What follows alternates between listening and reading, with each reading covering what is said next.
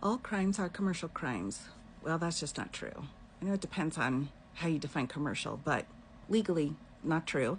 War Powers Act trumps all GUN laws, especially under national emergency. That's not true either. That's not true. Let's clarify something. The War Powers Act, or the War Powers Resolution, was passed in 1973. And this was, of course, the Vietnam time, right? And what this act was meant to do was limit the president's power to put military into a conflictual situation without congressional approval.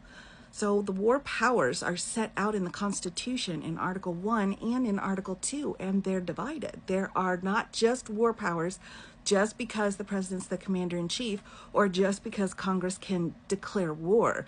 They have to work together, and this act that was bipartisan, that was passed in its 50 United States Code Section 33, was meant to do that, was meant to say to the president, hey, if we've got a conflict going on, let's talk about it because we need to work on it together. Cannot just unilaterally go in and start fighting wars against other countries or even ourselves.